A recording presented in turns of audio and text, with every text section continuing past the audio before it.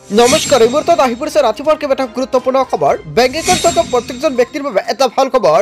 এতিয়াই চেক কৰক আপোনাৰ বেংক একাউণ্ট কিয়নো চৰকাৰে সোমাই দিলে আপোনাৰ একাউণ্টত টকা হুবাহুব সোমাই গ'ল। আপোনাৰ একাউণ্টত টকা অৰুণোদয় লাখ লাখ হিতাধিকাৰীৰ বাবে অসমৰ মুখ্যমন্ত্ৰী ডক্টৰ হিমন্ত বিশ্ব শৰ্মাৰ বৃহৎ ঘোষণা।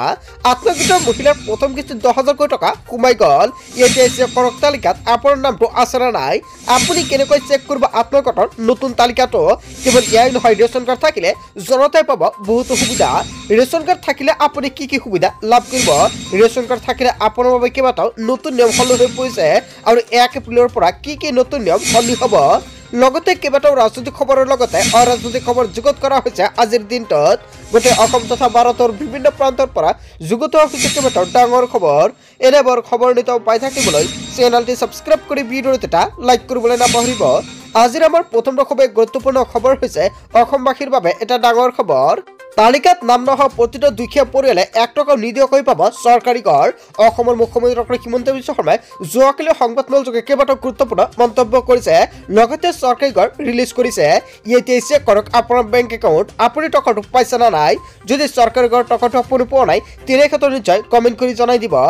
আপোনাৰ চিনাকি জীৱিকা সখীৰ লগত এতিয়া আপুনি যোগাযোগ কৰক, কিয়নো আপোনাক চৰকাৰে প্ৰদান কৰিব জীৱিকা সখীয়ে ঘৰ আৰু জীৱিকা সখীক সকলো দায়িত্ব প্ৰদান কৰিছে চৰকাৰে। ঘৰৰ ফটো তোলক আৰু আপুনি ঘৰ লাভ কৰক। আপুনি মাত্ৰ এটা ঘৰৰ সন্মুখত ফটো তোলক। আপোনাৰ যিখন ঘৰ আছে সেইখন ঘৰৰ সন্মুখত আপুনি এটা ফটো তুলিব। ফটো তুলি আপলোড কৰাৰ লগে লগে আপুনি লাভ কৰিব চৰকাৰী ঘৰ টকা। নতুনকৈ 3,80,000 লোকে পাবলৈ গৈ আছে নতুনকৈ চৰকাৰী ঘৰৰ সুবিধা। অক্টোবৰৰ ভিতৰত ঘৰ নোপোৱা 3,80,000 লোকে পাব চৰকাৰী ঘৰ।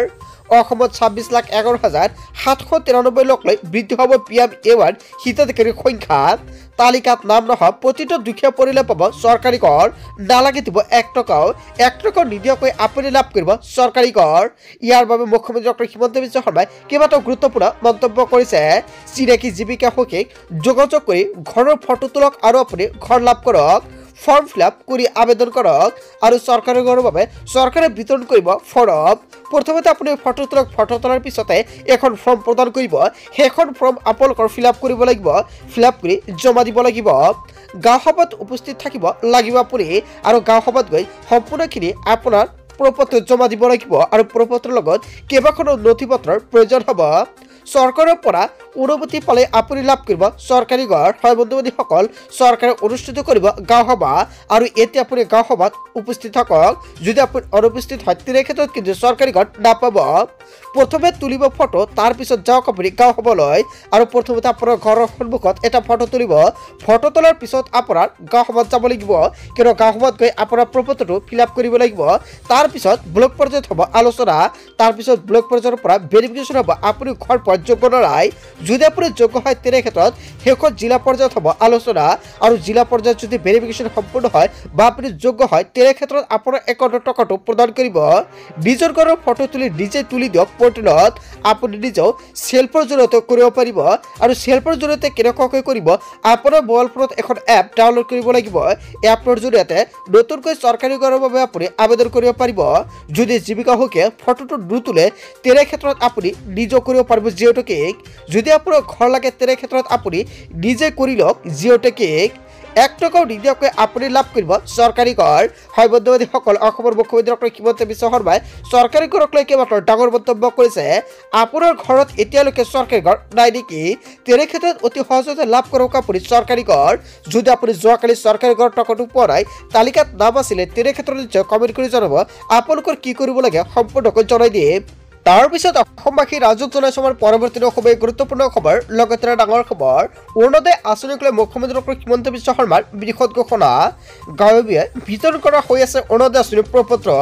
আপুনি এতিয়ালৈকে অৰুণোদয় আঁচনিৰ প্ৰপত্ৰ পোৱা নাই নেকি? লগতে যিসকল মহিলাই এই মাহৰ 10 তাৰিখত অৰুণোদয় আঁচনিৰ টকা পোৱা নাই সেইসকল ব্যক্তি নতুনকৈ আবেদন কৰিব পাৰিব। এতিয়া আপুনি অৰুণোদয় আঁচনিৰ প্ৰপত্ৰটো সংগ্ৰহ কৰি লৈ লওক। আপুনি ক'ৰ পৰা অৰুণোদয় আঁচনিৰ প্ৰপত্ৰটো ল'ব? ছেপ্টেম্বৰ মাহত 4 লাখ নতুন হিতাধিকাৰী সৃষ্টি কৰিব চৰকাৰে আৰু ছেপ্টেম্বৰ মাহৰ পৰাই আপোনাৰ একাউণ্টত পোনপটীয়াকৈ টকাটো প্ৰদান কৰিব। তালিকাত নাম অহাৰ পিছতে মাহে মাহে একাউণ্টত সোমাব 1250 টকাকৈ। সকলো দুখীয়া মহিলাক সাঙুৰি ল'ব এই আঁচনিয়ে। সকলোকে অৰুণোদয় আঁচনিৰ প্ৰপত্ৰ পূৰণ কৰিবলৈ আহ্বান জনাইছে অসমৰ মুখ্যমন্ত্ৰী ডক্টৰ হিমন্ত বিশ্ব শৰ্মাই। এতিয়া আপুনি যোগাযোগ কৰক আপোনাৰ গাঁও পঞ্চায়তত অৰুণোদয় আঁচনিৰ প্ৰপত্ৰটো আহিছে নে নাই, কিন্তু বহুতো গাঁও পঞ্চায়তত বিতৰণ কৰি আছে অৰুণোদয় আঁচনিৰ প্ৰপত্ৰ। যদি আপুনি এতিয়ালৈকে অৰুণোদয় আঁচনিৰ প্ৰপত্ৰটো পোৱা নাই তেনেক্ষেত্ৰত নিশ্চয় কমেণ্ট কৰি জনাব। যদি অৰুণোদয় আঁচনিৰ প্ৰপত্ৰটো পাইছে তেনেক্ষেত্ৰত কোনটো গাঁও পঞ্চায়তৰ অন্তৰ্ভুক্ত আপুনি, তেনেক্ষেত্ৰত আৰু কোনটো গাঁও পঞ্চায়তৰ পৰা অৰুণোদয় আঁচনিৰ প্ৰপত্ৰটো লাভ কৰিছে সেই আপুনি কমেণ্ট বক্সত জনাই দিব। তাৰ পিছত অসমবাসী ৰাজুক জনাইছে আমাৰ পৰৱৰ্তী খুবেই গুৰুত্বপূৰ্ণ খবৰ, লগতে ডাঙৰ খবৰ। চৰকাৰী আঁচনিয়ে বিজেপিলৈ মাতিলে বিপদ। হয়, আপুনি ঠিকেই শুনিছে। মহিলাই বিজেপিৰ বিৰুদ্ধে দিলে ভোট বৰ্জনৰ হুংকাৰ। চৰকাৰী আঁচনিত টকা নাপাই মহিলাই উজাৰিলে ক্ষোভ। 750 গৰাকী মহিলাই দিলে ভোট বৰ্জনৰ হুংকাৰ। দৰং আয়ুক্ত কাৰ্যালয়ত মহিলাৰ প্ৰতিবাদ। উদ্যমিতা আঁচনিত আবেদন কৰি অন্তৰ্ভুক্ত নহল নাম। এতিয়াই চেক কৰি লওক উদ্যমিতা আঁচনিত আপোনাৰ নামটো অন্তৰ্ভুক্ত হৈ আছে না নাই। যদি আত্মগোটৰ প্ৰপত্ৰটো আপুনি জমা কৰিছিলে তেনেক্ষেত্ৰত বহিত মহিলাৰ নাম কৰ্তন কৰা হৈছে এই আত্মগোটৰ তালিকাৰ পৰা। যদি তালিকাৰ পৰা আপোনাৰ নামটো কৰ্তন কৰা হৈছে তেনেক্ষেত্ৰত কিন্তু আপুনি নাপাব 10,000কৈ টকা। আৰু ইয়াক লৈ ৰাজ্যজুৰি ডাঙৰ প্ৰতিক্ৰিয়াৰ সৃষ্টি হৈছে, কিয়নো 13 লাখ মহিলাৰ নাম কৰ্তন কৰিছে আত্মগোটৰ তালিকাৰ পৰা। পঞ্চায়ত নিৰ্বাচনত বিজেপিয়ে ফল ভুগিব লাগিব এনেকুৱাকৈ সকিয়নি প্ৰদান কৰিছে আবেদনকাৰী মহিলাসকলে। চৰকাৰৰ কোনো কাম কাজত ভাগ নলয় বুলি এনেকুৱাকৈ হুংকাৰ প্ৰদান কৰিছে। চৰকাৰী আঁচনিয়ে বিজেপিলৈ মাতিলে ভয়ংকৰ বিপদ। ইয়াৰ বিষয়ত জনতাই কি ক'ব? যদি জনতাৰ কিবা মন্তব্য কৰিব লগা থাকে আপোনালোকৰ মন্তব্যটো নিশ্চয় কমেণ্ট বক্সত জনাই দিব। তাৰপিছত অসমবাসী ৰাজুক জনাইছে আমাৰ পৰৱৰ্তী খুবেই গুৰুত্বপূৰ্ণ খবৰ, লগতে ডাঙৰ খবৰ। ৰাজ্যত সলনি হৈছে কেইবাটাও নতুন নিয়ম। ৰেচন কাৰ্ডৰ প্ৰত্যেকজন হিতাধিকাৰীৰ বাবে এটা ভাল খবৰ। এইবাৰ নতুন নিয়মত আপুনি লাভ কৰিব ৰেচন। কেৱল এয়াই নহয়, ৰেচনত আপুনি বহুত সুবিধা নাপাব।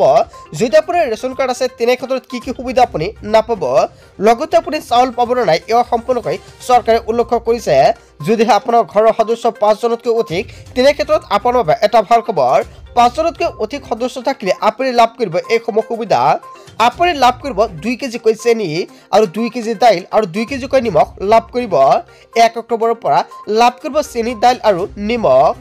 বজাৰৰ মূল্যতকৈ 25 টকা কম দামত লাভ কৰিব এই দাইল। বজাৰৰ মূল্যতকৈ 25 টকা কম দামত লাভ কৰিব চেনি। বজাৰৰ মূল্যতকৈ 10 টকা কম দামত লাভ কৰিব নিমখ। ৰেচন কাৰ্ডৰ হিতাধিকাৰীৰ বাবে এটা ডাঙৰ খবৰ। যদি আপোনাৰ ৰেচন কাৰ্ড আছে এতিয়া আপুনি চাই লওক আপোনাৰ ৰেচন কাৰ্ডত কিমানজন সদস্যৰ নাম অন্তৰ্ভুক্ত হৈ আছে। যদি 5জনতকৈ অধিক আছে তেনে ক্ষেত্ৰত এইসমূহ সুবিধা লাভ কৰিব। যদি 3জন বা 4জন আছে তেনে ক্ষেত্ৰত কিন্তু এইসমূহ সুবিধা আপুনি নাপায়। এয়া অসমৰ মুখ্যমন্ত্ৰী ডক্টৰ হিমন্ত বিশ্ব শৰ্মাই সংবাদমেলযোগে কেইবাটাও ডাঙৰ মন্তব্য কৰিছে জনতাৰ বাবে। তাৰপিছত অসমবাসী ৰাজুক জনাইছে আমাৰ পৰৱৰ্তী খুবেই গুৰুত্বপূৰ্ণ খবৰ, লগতে ডাঙৰ খবৰ। নতুনকৈ চৰকাৰী ঘৰ পাবলৈ কৰিব লাগিব জিঅ' টেকিং। আপুনি কেনেকৈ জিঅ' টেকিং কৰিব? জিঅ' টেকিঙৰ নামত কোনেও ল'ব নোৱাৰিব 1 টকাও। 1 টকাও ল'লে বিপদত পৰিব। কেৱল এয়াই নহয়, শীঘ্ৰে মুকলি হ'ব হোৱাটছআপ নম্বৰ। হোৱাটছআপ নম্বৰতে আপুনি দিব পাৰিব অভিযোগ।